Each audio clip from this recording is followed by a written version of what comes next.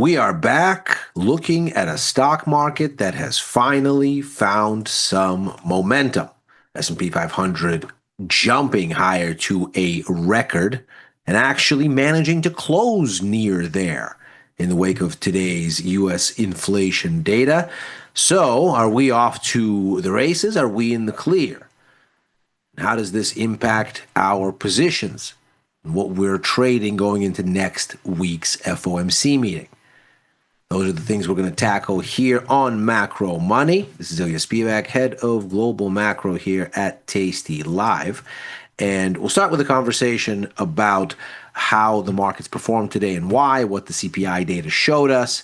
Take a look at a little bit more of the event risk still looming in front of us from today into the end of the week with the University of Michigan consumer confidence data and the inflation expectations baked therein, and wrap it up with a look at our positions, how today's action changed things, what we took profits on, what we took some losses on, and what we still have going as that FOMC meeting next week gets front and center.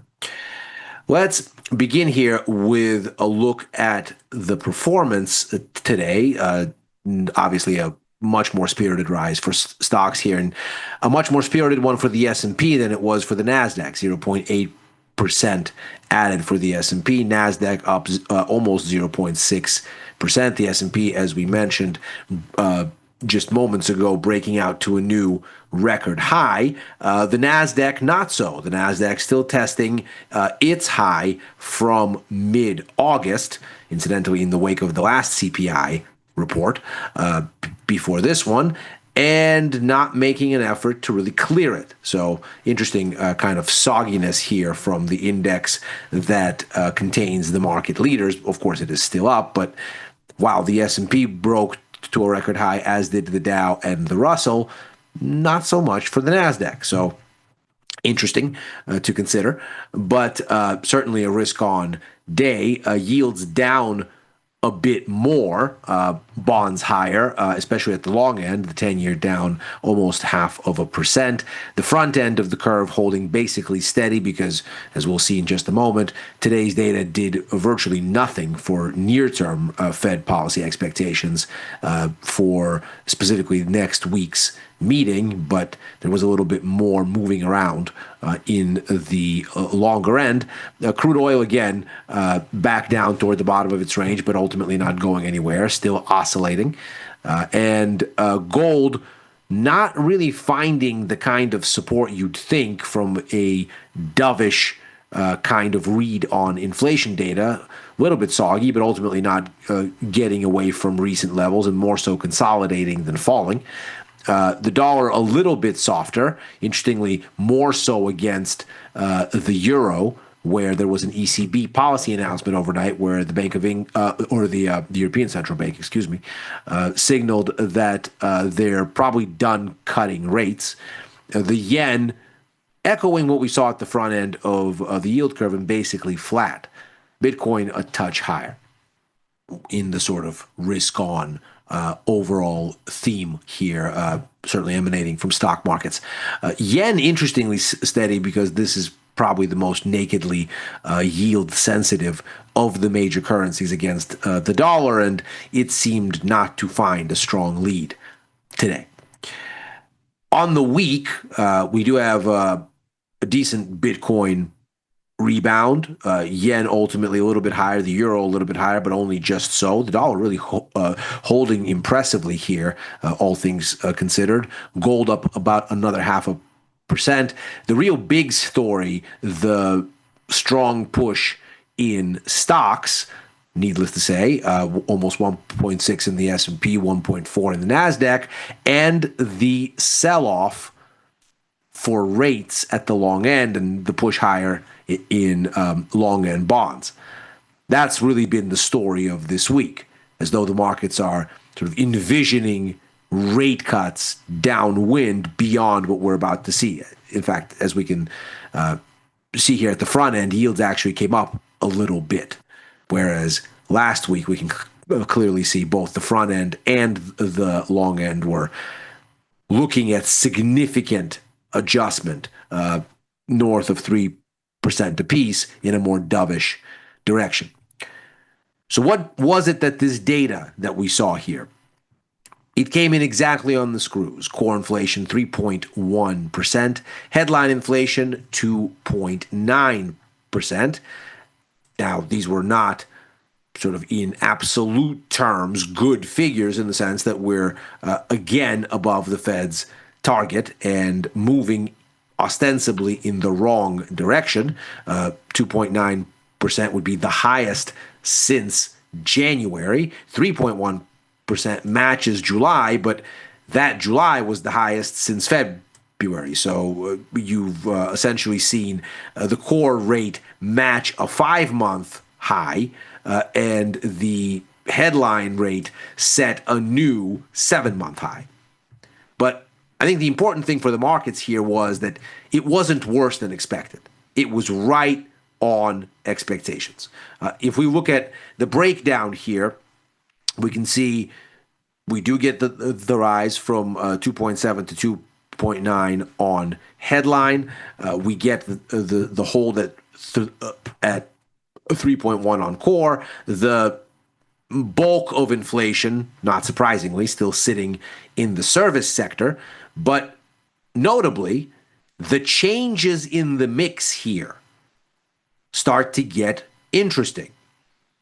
Let's step aside for a second and gloss over this rise in food because the Fed can't do much about the global cost of food, though, of course, there seems to be a tariff influence here. Certainly when you start to consider, for example, a 50% tariff on Brazil, the source of coffee, then things start to get interesting, especially considering that the U.S. actually has a trade surplus with Brazil, but not in coffee.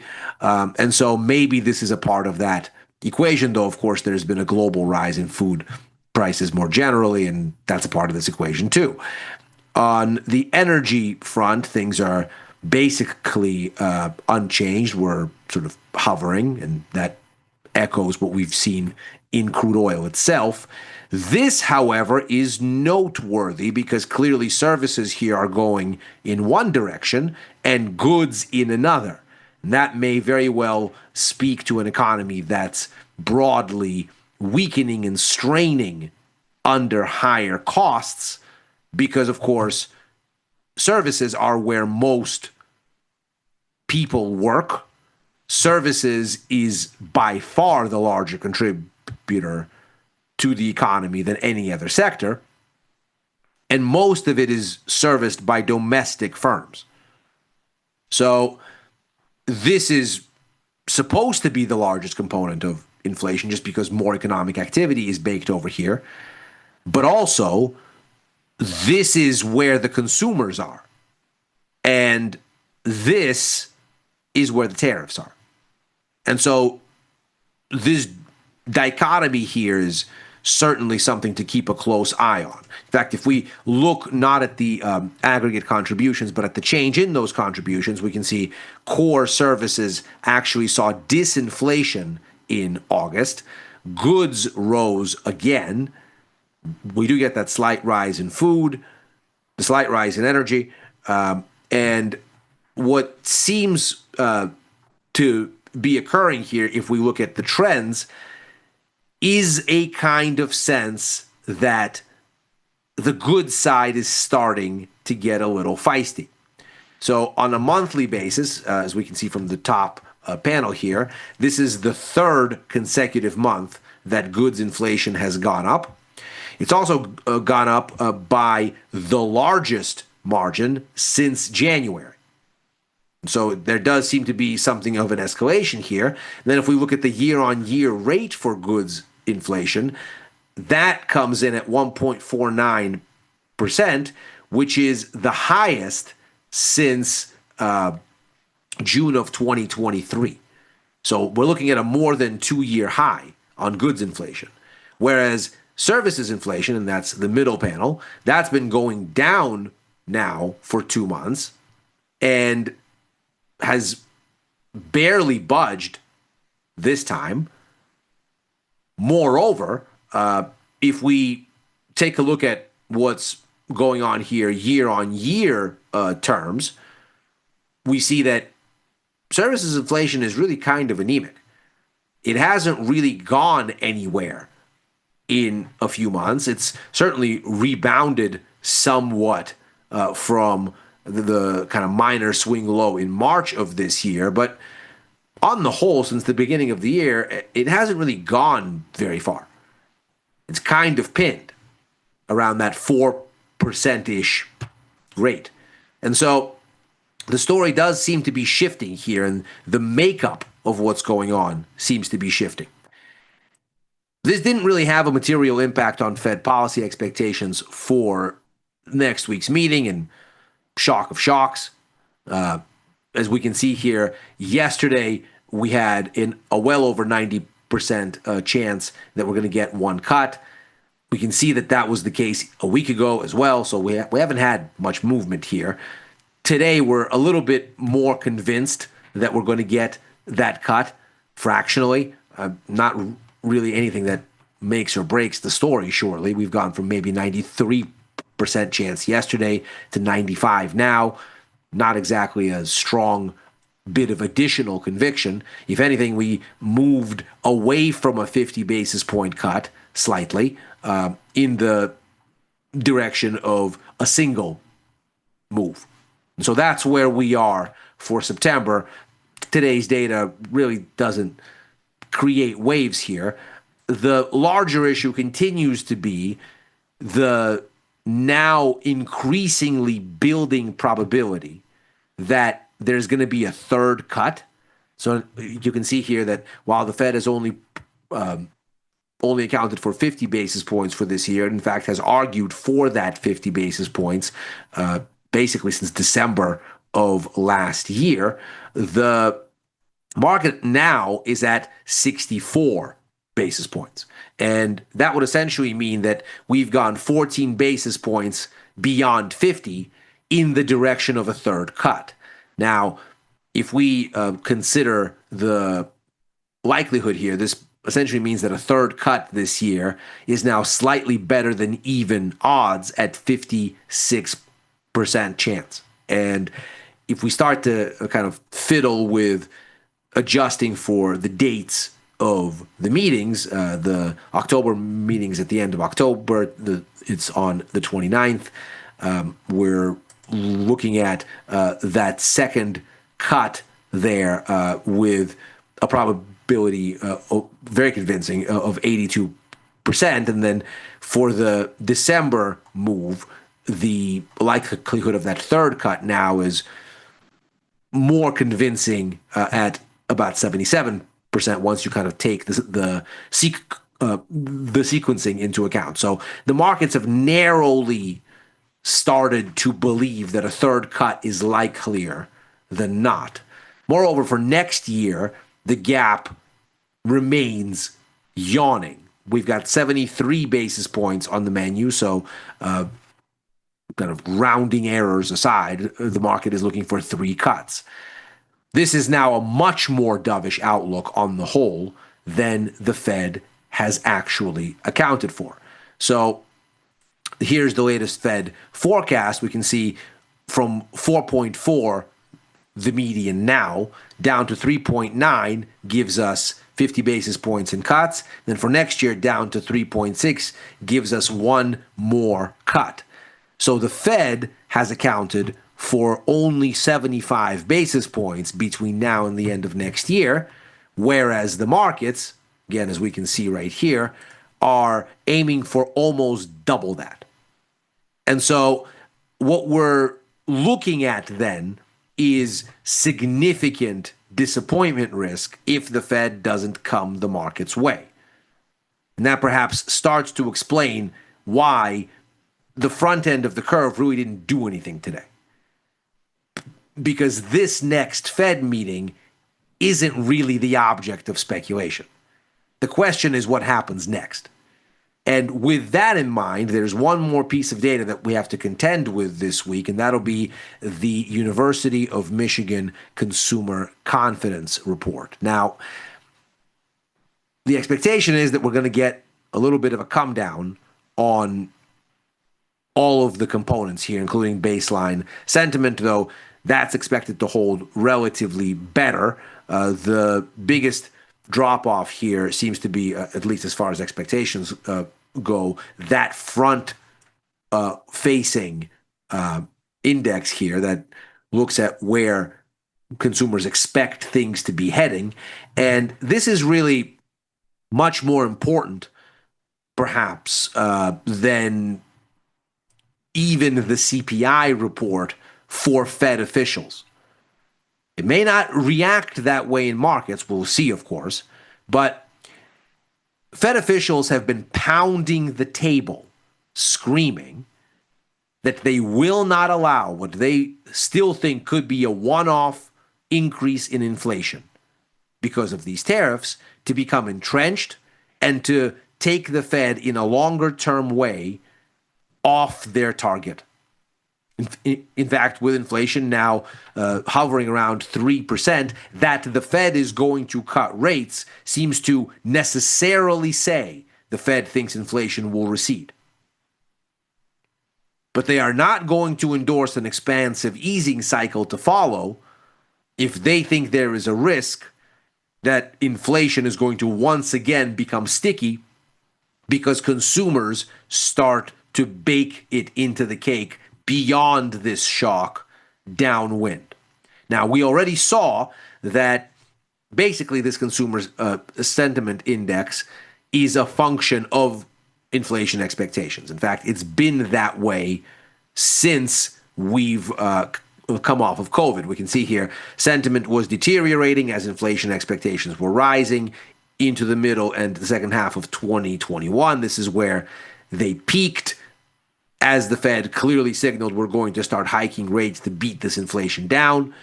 Once they really get to going on that, we start to see sentiment improving as inflation expectations come down. We ultimately get them down here to this low of 2.6. Then, of course, as the year begins, this is the start of this year, we get a surge in inflation expectations, and so not surprisingly, sentiment craters. The bottom in inflation is also a major turning point for sentiment. And that's, of course, having to do with these tariffs. Now, we see that once the tariff shock starts to abate, having peaked in April with Liberation Day and its immediate aftermath, sentiment starts to improve a bit. But the trend is down because inflation expectations are up. And we see that last month, or the last time that we got this survey, inflation expectations started to go up again because that pass-through of inflation costs that we saw in July's PPI data, it's a little bit different in August, margin squeeze took that number down. It's debatable whether that's a good thing as far as consumers are concerned. But at least for the moment, August's data told us consumers saw inflation expectations rising again, ostensibly because they saw that inflation coming and appearing on actual store shelves. And that was a move in sentiment lower across these indicators. So the question now likely to be, if inflation expectations jump and they keep going higher from the 4.8 that we just saw, does the Fed feel comfortable not so much in doing this cut, but in extrapolating forward still more of them next year especially? Because if the Fed sees that consumers are getting concerned,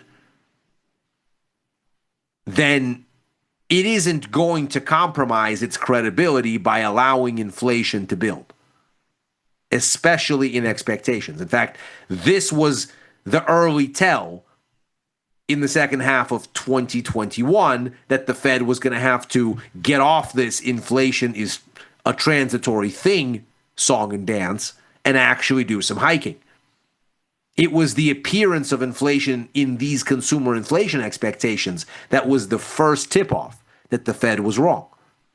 And so when we look at this now, and sort of given how forceful the Fed has said we are not going to allow this to get sticky, not like last time, it seems like the path of least resistance is for the Fed to be cautious if this goes the wrong way. Now, we've done this over the past several days, but we'll do it again. Just how much easing is still on the menu is obviously a huge influence on price action.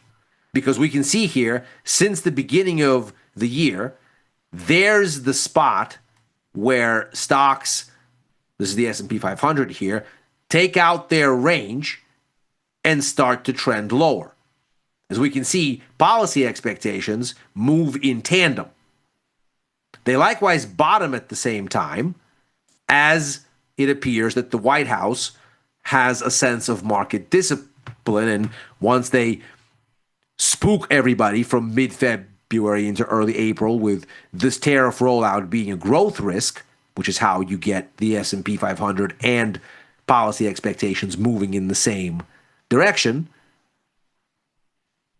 Once they sort of figure out that the markets think all of this is being done in a way that endangers the economy, they step back. The president says the bond market is getting yippy. There's a 90-day pause on tariffs, and the panic eases. Now, we can see the growth risk receding in policy expectations, but that stops here in mid-May. From there, we get more dovish.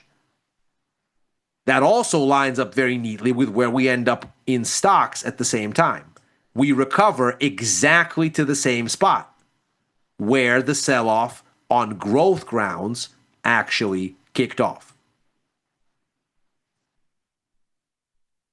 Then, naturally, one has to wonder, well, what about the rest of this stocks rally? Well, it appears to be moving inversely with an increasingly dovish outlook on monetary policy. The idea that whatever risks you may be thinking about, valuation mismatches, AI hype running out of steam, 2 wars ongoing, whatever you like, uncertainty about the tariff regime as the Supreme Court weighs it, doesn't matter. Name your risk. There's no shortage of them. But all of those risks are much more digestible if money is cheaper. Because then if you get one of those things wrong and you lose some money, then it's cheaper to borrow it back and go again. So it isn't shocking, seemingly, that you have, with this increasingly dovish outlook, after whatever shock, and not on its grounds, but clearly for other reasons, that on this basis you have a building in risk sentiment. In fact, if it were for the same reasons, stocks would be going down at the same time, but they're clearly not. So the markets clearly think the easing is going to be risk positive. Now, if suddenly we end up with a situation where inflation expectations are doing the opposite of what the Fed said they're going to ensure is going to occur, well, then getting this forecast here for 75 basis points to look more like this forecast, almost double that, is probably not a strong sort of case to make for Fed officials. And ostensibly, they don't have to do it all at the same time. The markets would just need to see some movement in their direction. Let's say a forecasting of 50 basis points for next year instead of just 25. At least some momentum in the direction that the markets are attempting to pull Fed officials. But if that doesn't happen on inflation expectations, well, then maybe it doesn't happen. And then we have ourselves something of an issue. Because then some amount of this, whatever amount is contingent on this, looks wrong. And perhaps the dollar is sniffing that out already, because it hasn't made a new low since July, despite all of these dovish prognostications. that were showing up in Fed funds futures and certainly empowering the markets as we see today. Now, a quick update on positioning here. Obviously, the S&P 500 broke higher today, so I took that position off at a small loss.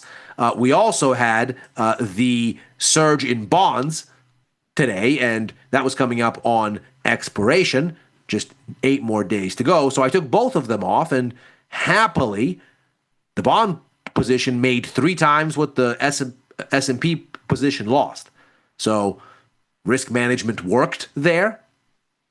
I still have a little bit of exposure to the long side of the dollar as it continues to bottom. Clearly, the Aussie was not a case of that working today. So that was actually the more painful of the positions that I took off today. But so it goes, a little bit of a loss there, though we end up the day in positive overall because that bond position really did come together after almost 80 days of holding it.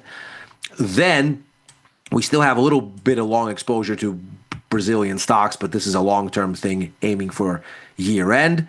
Not much there. Still long gold, which didn't really hurt today either, but also didn't make a big run. And still a little bit risk off in those assets where there was no break like there was in the S&P. NASDAQ didn't take out its high, and Bitcoin didn't really make a concerted break out of its setup in the direction of maybe downside continuation either. So still have those. With that, we have macro money for today and this week. As ever, we are here Monday through Thursday, right after overtime, a show that I co-host with Dylan Radigan and Chris Vecchio, looking at the Wall Street close and where things may go therefrom. Likewise, writing for the news and insights portion of tastylive.com, commenting at Ilya Spivak on former Twitter and on Blue Sky. If you're watching this on YouTube, like and subscribe. Macro Money is back next week. Happy trading.